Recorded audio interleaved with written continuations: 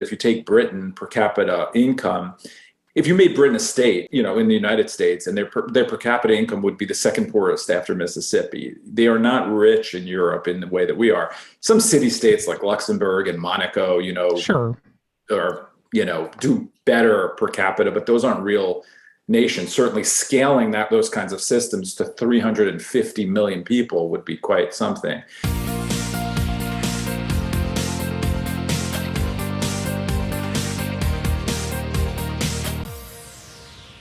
It is my pleasure to welcome David Harsanyi to the show. He is the senior editor at the National Review, a contributor to the New York Post, best-selling author of Nanny State, which has a very long subtitle, so I'll skip it, and The People Have Spoken, and They Are Wrong, The Case Against Democracy, and his newest book, Eurotrash, Why America Must Reject the Failed Ideas of a Dying Continent. And I tell you, just by the title alone, I couldn't agree more. Having been born in Europe and visited many, many, many times over the years, couldn't agree more. David, welcome. Thank you for having me. I appreciate it. Yeah, it's good to have you. So give us the thesis of Eurotrash, if we don't already know from the subtitle. You got to be pretty blunt with that, the title. So, over the years, I noticed that many elites in our society, pundits, academics, politicians, increasingly so, keep telling us to look to Europe for answers to our problems. They view Europe as a more sophisticated place, as a place that deals with a less selfish place, a place that deals with problems in more better ways than we do. And I think that that's false. So in the book, I go through issue by issue to try to debunk a lot of the claims that I call them Europhiles here in America make about Europe and how great it is. And of course, Europe has many, many positive things. It's a wonderful place in many ways, but it's also struggling in other ways. And I am more concerned about the trajectory that Europe is in, and I think that that would be a bad trajectory for us to be on. So I essentially make the argument that America outperforms Europe in almost every way that matters, every quantifiable way that matters, every moral and societal way that really matters. And so that's basically the book. Yeah, I couldn't agree more. It's amazing to me that the folks, mostly on the left, of course, want to make the U.S. more like Europe. Now, I don't know why people don't just kind of look around when they go to Europe, right? It's so obvious, right? Europeans drive crappy little cars, they live in crappy little apartments, and they have these very minimalistic lives. Now, certainly one could argue, hey, minimalism's a great thing or something like that, right? That would be a different argument. But by every measure of standard of living, Americans just have it so much better. Of course, the history is great, the old buildings are beautiful, the art, etc. But that isn't Europe in the past many, many decades, if not a century. It's riding on a very old reputation. Why do you think this is a thing? Why do you think the Obamas of the world point this out as if it's something great? I think they kind of use the Scandinavian countries as an example of socialism when they're not socialistic, but they say they are, which is not true. But what do you think? Well, I think part of that is that people do go to Europe and they go to touristy places and they see beautiful things. And then they believe that everyone in Europe lives that way all the time. Like everyone lives a couple of blocks from Parliament or the Eiffel Tower or the Louvre. Yeah, exactly. That's not where they live. You live in the suburbs or you live in the dense city where the average house is probably, I don't have the exact number in front of me, but 1,000 square foot smaller than the average American house. Americans who live in suburbs live in what anyone in any time before today would consider a mansion, right? And they live in huge homes with beautiful surroundings, with many cars. They live very wealthy lives. One stat that really jumped out at me was that if you take Britain per capita income, if you made Britain a state, in the United States, and their per capita income would be the second poorest after Mississippi. They are not rich in Europe in the way that we are. Some city states like Luxembourg and Monaco, Sure. or do better per capita, but those aren't real nations. Certainly scaling those kinds of systems to 350 million people would be quite something. So I think that the average person sees that, so they think Europe's great. And as far as these sort of technocrats go, they hate. It's not so much that they love Europe as that they just don't like the messiness of American life. They don't like the risk taking that goes on. They don't like the economic uncertainty that goes on. But we are a nation. This sounds romanticized, but we are a nation of self-picked risk takers, right? People who Yep. come here took a risk just to be here. Right. And it's a meritocracy in many ways. It's never perfect, but more than Europe. So I think those are two of the leading things that propel either their hate of America or their love of Europe. Yeah. So, Europe seems like a place, of course, we're generalizing here. You have to just for time's sake. But it seems like a place that's just stuck in its history. And it seems like a place that is rooted in bureaucracy. For example, I remember after one of my many trips to Europe, coming back, I posted, or no, I think when I was there, I posted on my Facebook, I said, in America, the customer is always right. In Europe, the procedure is always right. And, it's just funny. There's like this sort of stagnant sort of lack of creativity, which is odd because the whole continent, where the Renaissance took place, and it was born of this creativity that has been just completely suppressed, I think, by bureaucracy. Thoughts on that? Yeah, I mean, I think that's a great point about Europe. It's never been great as far as bureaucracy goes. That's always been a feature of Europe and of modern Europe for a long time in different ways. But now you have the European Union, which sets these centralized, regulations that govern virtually everything you can do, that, subsumes the continent, that takes away the individuality of different countries and their cultures, and just creates this insipid place that's run by a bureaucracy. And that's why in America, when we have this huge expansion of the state that a lot of people want, mostly Democrats, where you have a welfare state run, and a bureaucratic state running things, you really strip America of its diversity, its real diversity, not just, your color, but Right. do you live in the desert? Do you live on the beach? Do you live in the mountains? Do you live in an urban place or a rural place? These things work because of federalism, because that people have freedom to do the things they want to do. And the ironic thing is that the European Union was actually based on the federalist idea of the United States. It exists to compete against the United States, but it's just grown, as bureaucracies always do, with mission creep, and undermined the flavor of Europe. And as you mentioned, it manifests, or as you alluded to, it manifests in them undermining entrepreneurship and creativity. The top 30 tech companies in the world, in that top 30, there's only one European company, and the rest are almost all American and Chinese. That says something about a continent. It's not like Europe is a small place or a poor place. It should be much more competitive. Yeah, it definitely should be. With what you just mentioned, I must ask you about Brexit. I'm guessing I could guess your take on Brexit, but if we gained our independence in 1776, maybe England just had theirs recently. What do you think? I hope it's not too late for them. Yeah. I mean, that is our DNA, is to say no to Europe, right? Our DNA is to leave Europe. Our DNA is to not want to live in a place of bureaucracy and of rules, and to come to a place of meritocracy. So I think we get a lot of that from the British. I mean, I think our greatest ideas come from Europe. I think they've manifested in better ways here and matured in better ways, and we take them more seriously than Europe does. But Britain the idea of America is initially a British idea, right? So I'm always, of all the European countries, I'm a big fan of Britain. I want them to do well, and I'm happy they left. And I think that it was simply a case that the British were not ready to allow their national traits, their individuality as a nation, to be part of a big blob called the European Union. And I think the people, unexpectedly, I guess, because I don't think anyone expected to prevail Brexit, fought back. And I think you might see that a little bit in Central Europe and Eastern Europe happening with Hungary and other countries. But I think it's a good sign, not to say that they do everything right, but I think it's a good sign, because you don't need to be part of this blob to compete with the United States. Many small countries around the world are successful. Singapore, let's say, they don't need to be part of some big conglomerate, which is essentially just an economic blob, right? There's not any kind of cultural distinction. The European Union is an invented thing that no one wants to pick up a gun and fight for the European Union. No one's going to pick up their musket and protect the European Union. It doesn't mean much to people. It seems just like a very flawed idea from the beginning. I mean, the idea that really weak countries like Greece would be in the mix with really strong countries like Germany. I just don't know how that relationship could ever work. But especially when Germany just dominates the relationship all the time, right? And reminds me of the United States a little right now, where there are people who want to have a centralized government, The people of New York who live in, Park Slope want to tell the people in Wyoming how to live their lives. That can't work. The American project does not work like that.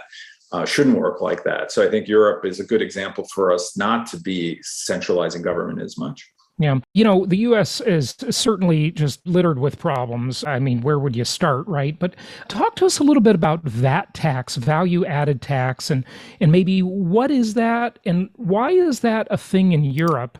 But some have suggested, some really bright people that I respect actually have thought maybe that's a good idea to solve some of the US's problems.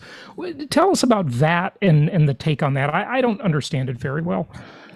Well, I'm not an economist, but I am not opposed to a value-added tax. It's a consumption tax. I think it's fair to tax people for the things they consume rather than always taxing their investments or their profits or things like that. I think it dissuades people from investing and from taking risk. I don't want to do that. The problem with the value-added tax is that no one in Washington is going to say, okay, listen, we'll eliminate income tax or bring it really low, and then they're just going to add it, right? It will just be an added tax. So that's what it is in Europe. And in places like in Scandinavia, for instance, if you pay off the top, in Sweden, let's say, I think your tax rate is going to be something like 59%. And on top of that, you have a sales tax or, a consumption tax. It's a lot of money. So yeah, you have a lot of, so-called free things going on, but nothing's free. You're paying for it. And there's a big bureaucracy dealing with that. Basically, Sweden and these countries are capitalistic nations with huge welfare states. I just don't think Americans, we can't even raise taxes on the middle class now. The idea that they're going to pay 60% of their salaries in income tax is just, to me, just not realistic. You can't scale it to this country, and people just won't do it. You made me think of a sadly funny thing that happened to me. I can't remember what country. I think I was leaving either Iceland or Norway or something like that. I was exiting the country and I had purchased some things. So I brought my receipt, and at the airport, they'll give you your money back or part of your money back, right? And when I got the refund, I really didn't have any idea how much it would be. It was like 25%. And I said to the woman, I said, your sales tax is 25%? Here's what she said, knowing that I'm obviously an American. Yeah, but we have free healthcare. That was the answer. Stupid Americans, you get sick and you'll go bankrupt. That's what they all think of us.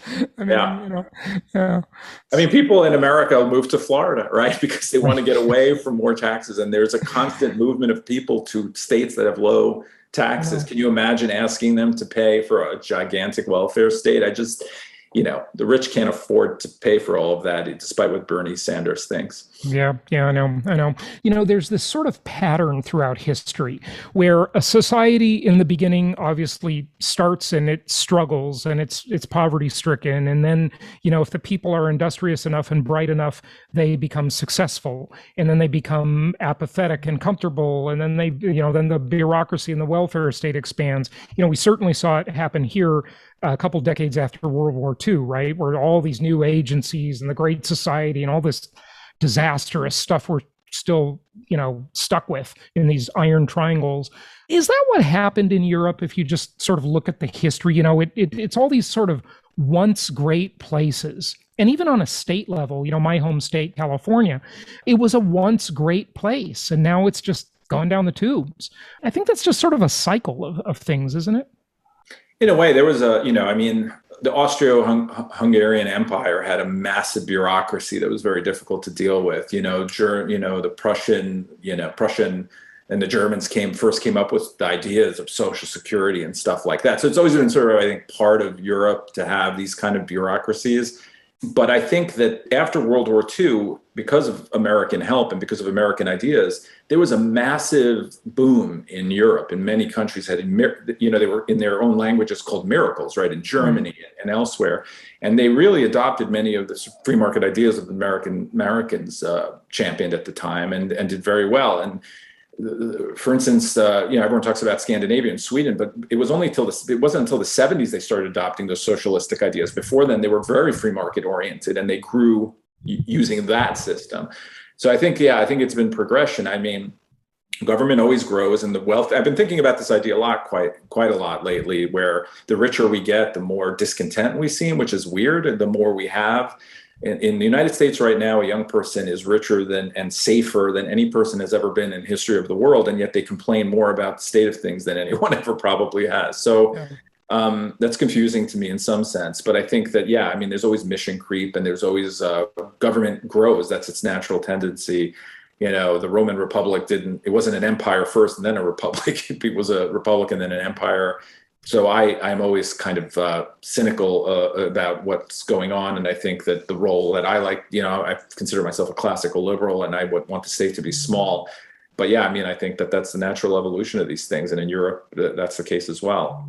David, I understand that you're not an economist. However, I have to ask you, what do you think is next for the US economy? We've had this massive amount of money printing. I mean, the government is just expanding.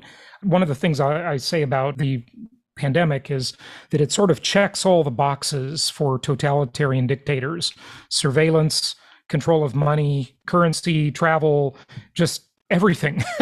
It really scares me. I mean, we are living in possibly a real inflection point in history. The concentration of wealth and the inflation that we're starting to experience. What's next?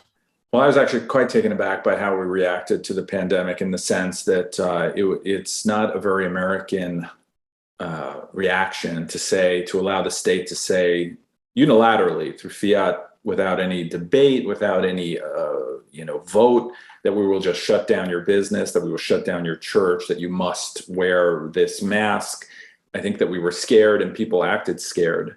And that is not really, like I was talking about, the nature of risk that Americans usually embrace. It just didn't seem right to me. And it hasn't got, I mean, there is pushback now, but it is, I think, it portends bad things. And I think that, as you mentioned, when an emergency came, government took more power and the state took more power. And I think they never give that power up. So I think we're in a bad spot with that. And not just do we print money, not just did we throw $2 trillion into the economy last year, or this year even, during what is, I think, the worst inflation we've had in decades, maybe 3 decades. So that, to me, makes no sense. The way that the administration dismisses concerns about this. Jen Psaki the other day said, "Oh, you'll have to wait a little longer for your treadmill," right? I mean, inflation it destroys wealth. It's a tax on people, especially people who have savings, especially retired people. I mean, I think it could be devastating. And so I am concerned. If I was an economist and gave you a prediction, it would probably be wrong, because they're almost always wrong. But so I don't have a prediction other than to say I think that it is a very dangerous moment, in the sense of government expansion of power. I don't know if totalitarian, but in authoritarian, there's a faction in this country that's very comfortable with authoritarian ideas, meaning not like Nazi ideas, but compelling people to act certain ways. I think that's very concerning. Yeah. Speaking of which, I think we'd be remiss if we didn't mention the censorship by tech companies and the control of language. I mean, so many of the things Orwell wrote about just seem to be coming true. I mean, it's incredibly disconcerting that this control over language through political correctness and banning people from platforms and this kind of stuff. This is crazy. Well, it's funny, because for years, people would say this is Orwellian or that is Orwellian. It became sort of a trope, and it didn't, it wasn't actually Orwellian what they were talking about. Right. But now we're actually now we're actually talking about Orwellian things, and not even in the way that people always imagine it. Orwell wrote an essay. It was an introduction to Animal Farm. Animal Farm. Think about John Belushi wrote and it wasn't about state censorship. It was about a society censoring itself, and that's what we're doing in many ways. So a society that's scared to say certain things because it doesn't want to hurt other people's feelings, but not because of politeness, but because they're scared to speak truth as they see it. And I think that's a very dangerous idea and a very dangerous trend. And with tech companies in Europe, for instance, you have government control kind of over tech companies and what they can and can't say. And that doesn't work either, because when you have a government with that much power, then it just is always trying to undermine, the opposition speech. So it's a very difficult It's a very difficult problem. But yeah, I mean, I am very worried about free expression. I think it's in trouble. In Europe, it's much worse than here, even. I really don't have answers for that one because I Yeah. don't want the state to get involved, but I also don't think that giant corporations, what they're doing is also authoritarian in a way. And I think that that's truly problematic. Yeah, well, I think antitrust laws were there for a reason, and that's what we need to be exploring. David, any action items people can take from this and then give out your website? Well, you can read my book, I guess. I think that one of the most important things that we're not doing is teaching young people civics, and why things are the way they are, why our system works the way it does or should. I just notice a lot of young people don't believe in those things, but don't really understand them either. They don't understand why we don't have a majoritarian country, why our government is the way it is. So I think that it's important for people to at least know it before they reject it and know history and put American history in context. People can read me at National Review, NRO.com. They can, and New York Post sometimes, and they can buy my book anywhere books are sold, Amazon and Barnes and Noble and places like that. Good stuff. Well, David, thank you so much for joining us and keep up the good work. Thank you for having me. I appreciate it.